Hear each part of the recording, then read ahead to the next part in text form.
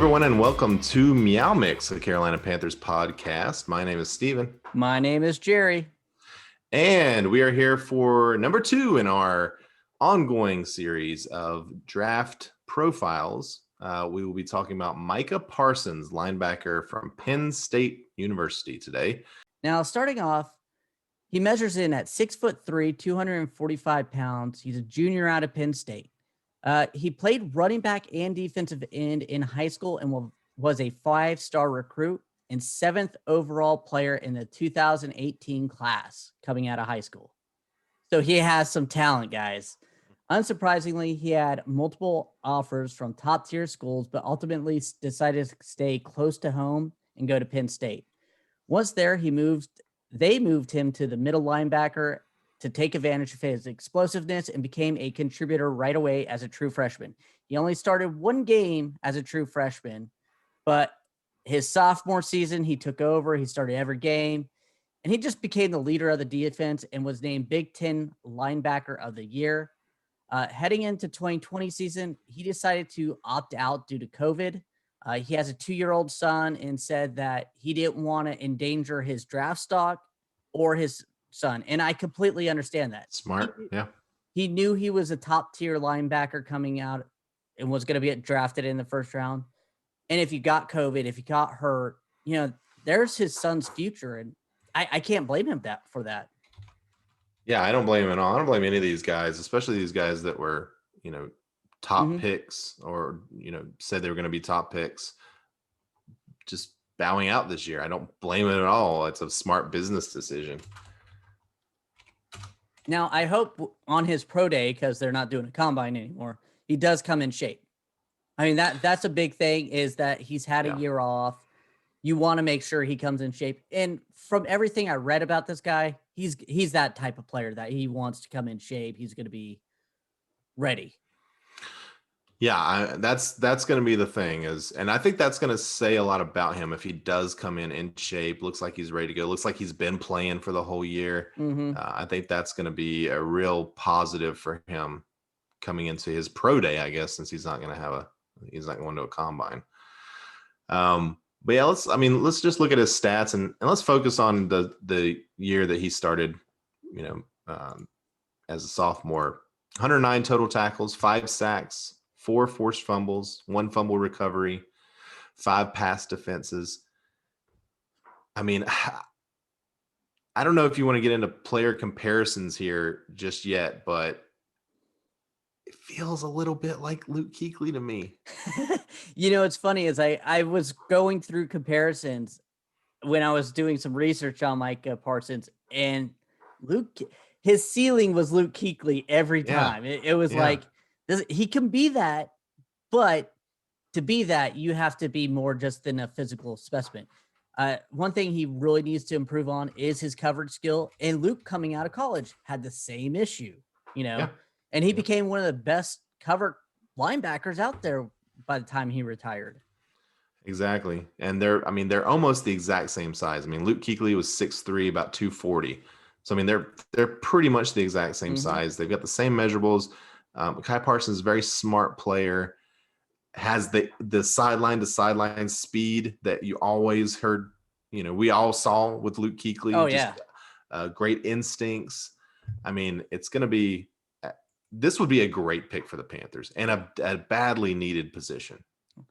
Yeah, and he's versatile too. A big thing is, remember when Luke came in, the Panthers had John Beeson, and he played outside linebacker until John Beeson got hurt, and then he took over that middle, and then he was just better than John Beeson in the middle, and you couldn't let him go. You could use him in that type of role too, but I don't see Shaq having that middle linebacker locked down. No, I think Shaq could move to outside linebacker and probably be better. Yeah. I agree. You give somebody like Micah Parsons. And we're going over the pros, of course. Another pro with Micah Parsons is he played that defensive end spot in high school, and he was really good at it. And he's just extremely explosive. He can get sacks. He can get sacks at the linebacker position, which is great. So he's got that pass rushing quality that the Panthers desperately need in the defense that, we got a couple of guys that are pretty good at it, but adding somebody like Micah Parsons would change the defense. You think about that third down and long, you can either drop him back in coverage and hopefully he does get better in that, or you can send him on a blitz and he has that explosiveness and that pass rushing ability to him. Yeah. I mean, yeah. So, real quick, let's look at the cons. Like you said, he needs to improve in coverage. And I think that's, that is a con, of course. I mean, if he was a great coverage linebacker, he'd probably be like the number one pick or something, or in a normal season, he'd be the number one pick. I think that's fairly common, especially in linebackers and non-corners, essentially, coming out of college. Needs to be a more assertive tackler. Tell me what you mean by that. Assertive tackler, when he sees the guy, sometimes he doesn't run up and tackle him. Sometimes he just kind of lets back and kind of lets them come to him. He needs to, especially in the run game, he needs to see the hole and attack it. And this is not every time. And this is not, again, we're talking about little bits, not every time. And just, get that little bit of feel. And he's young. Yeah. Again, he's only played linebacker 2 years. First year, he didn't start. He played a lot. Don't get that mistaken. He wasn't Trey Lance where he didn't play at all. But he's only played middle linebacker for 2 years. I think he just needs a little bit more time to get better at the coverage and to maybe feel better about what he's seeing and jumping on it. Even though he has the instincts, just making sure he knows he has it. Yeah, it would have been nice to have seen him play this year because you hope to see these guys improve every year, and that might have been something that he would have worked on for this season. And that's unfortunately something that we saw a lot with the Panthers this year was, poor tackling or not assertive tackling. So I very much hope that, this year with Phil Snow in his second year, having a full off season, that's something that they can work on. And if you've got a guy like Micah Parsons, who just is an extremely talented, great athlete, great size, use that size and that spreads out to the entire defense. Everybody, we saw how Luke Kuechly changed the defense when he came in, right? Oh, yeah. Completely changed it. They were top 10 defense almost his entire career here until really the last year or so. Just think about that Thanksgiving game against Dallas. He won that game. He literally won that. He took over that game and won it. It's funny that you mentioned that game because I think Micah Parsons, in the last game that he played, the Cotton Bowl, he had a Luke Kuechly type performance in the Cotton Bowl. He had 14 tackles. He had 2 sacks, 2 forced fumbles, 2 pass defenses. And he was named the player of the game. Or player of the Cotton Bowl, I guess, and just completely dominated that game. And that, to me, if that's the last game that he played in college, what a way to end it. No wonder he didn't want to play in 2020. Like, that's the taste that you're leaving in everybody's mouth. Yeah. The only way it would have been better is if he won the national championship off that game. Right. Yeah. Be like, done, mic drop. Yeah. Yep. But let's talk about will this player fall to the Panthers at number 8? That's a question. I don't think he does. I think someone jumps up above us, or I think someone just grabs him. Yeah, I've seen some mocks, and I, unfortunately, just right now, I'm basing a lot of my predictions of this particular question on mocks. It seems like he's going anywhere between 5 and 10.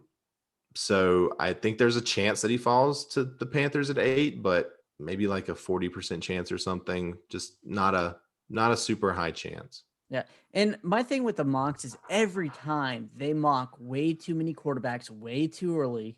Yeah. And it doesn't typically fall that way. I saw a mock the other day that had 5 quarterbacks in the top 10. Exactly. And then another one in the top 20. They had 6 quarterbacks going in the top 20. The mockers like to say, oh, this team needs a quarterback. They're going to jump and go. It doesn't happen all the time. Yeah. So I think someone's going to see Micah Parsons out there and see what we're seeing. Oh, he could lead our defense in the future to be a stud level, and they'll grab him there. Yeah, look at the Jets. Saleh as the new coach, defensive guy. That's a good if point. if they're not taking a quarterback, that's the guy maybe for them. The Chargers ahead of us, or are they one behind us? Oh, you have to ask me that. I think they're right around us. They could easily trade up if they need to, but they've got a defensive guy as their head coach now too. Falcons are an offensive guy, so it doesn't necessarily mean they're not taking offense, but they have other needs as well. So it'll be interesting to see. But yeah, I think it's a question if he falls to 8. Does this player fit the current roster? Yes. Hell yeah. Hell yes. Now, these are the questions we are asking yes, of course he does. I think it would be a very interesting pick with him to see what they do with Jeremy Chin and Jermaine Carter then. Shaq's got that starting role. And then do you just go ahead and leave Chin out there and kind of float him around kind of like you do and just put Jermaine Carter? Because Jermaine Carter had a really good end of the season where you kind of feel like he could build on it. Yeah, I would. Micah Parsons is like. Oh, yeah. Again. Yeah. Micah Parsons. Carter could be ahead. Good depth, Chin, Chin's the guy that you put anywhere, right? I mean, we saw his versatility. And I think the Panthers. The Panthers eventually want linebacker / safety. Yep. The Panthers have said they eventually want him to be a safety. So that, that could be another reason to draft this guy, is you shore up that linebacker role and Chin doesn't have to play there. Yeah. Would you be excited to draft this player?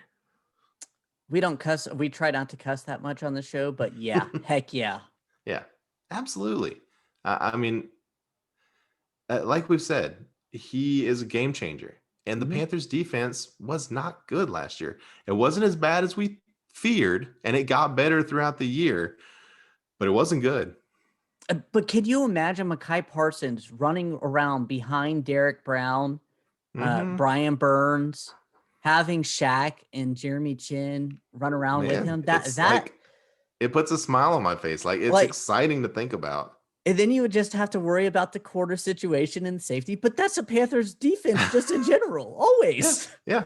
And that front seven, we've seen, if that front seven is strong, then the secondary doesn't look as bad. I mean, if you're getting pressure on the quarterback, then the safeties and the corners don't have to do that much.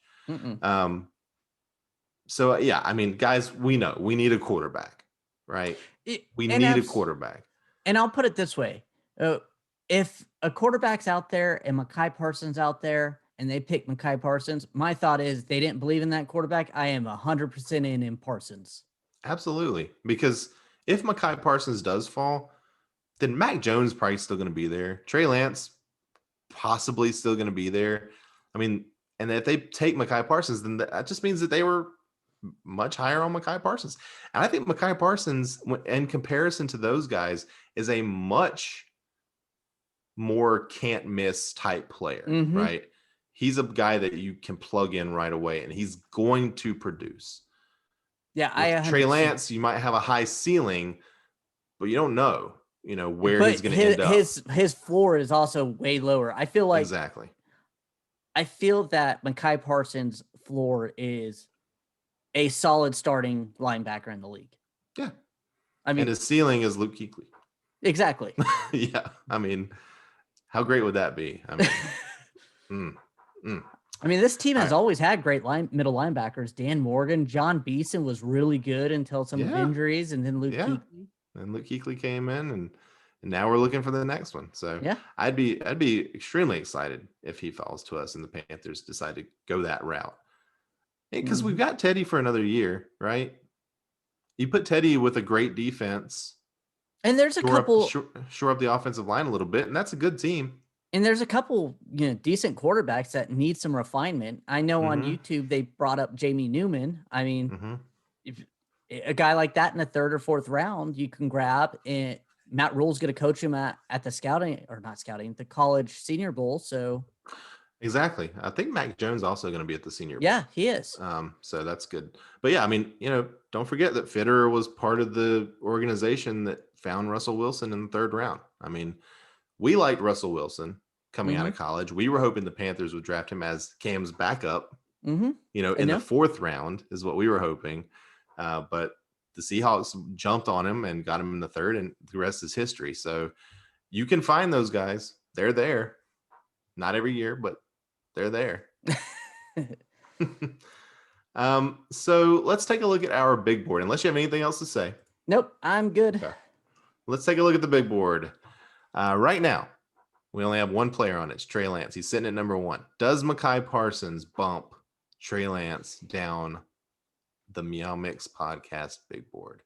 This is very difficult for me because, again, if they like him, I want Trey Lance. But if they don't trust him, they don't like him that much, no. So I'm going to go Micah Parsons over him. I'm going to agree with you. In terms of if we're just ranking best player available, then I think I would go Micah Parsons over Trey Lance. I'd be extremely happy if they drafted Trey Lance, because to me that means that they're confident in him, and that makes me feel good about it. So I can't miss. If those are the two guys, can't miss in my opinion. So, but yeah, Micah Parsons moves to number 1 on the big board. Trey Lance drops down to number 2. I think that's going to do it, Jerry. I do too. We want to thank everyone for listening. If you like our show, please let your friends know. Please follow us on Twitter at MeowMix Podcast. If you have any questions or comments, you can email us at mailbag@meowmixpodcast.com. If you have any suggestions for players at the Panthers could pick at number 8, send us in to, again, mailbag@meowmixpodcast.com. And if you leave us a 5-star review with a comment on Apple Podcasts, we'll read it on their show. Yeah, we'll be back next week. We'll figure out who that next person is going to be. Maybe we'll do Justin Fields. Justin Fields came in second. Okay. So we'll do him next. Talk Justin Fields next week. Quarterback, Ohio State. That should be an interesting conversation. Until then, everybody stay safe out there. We'll be back next week and keep pounding.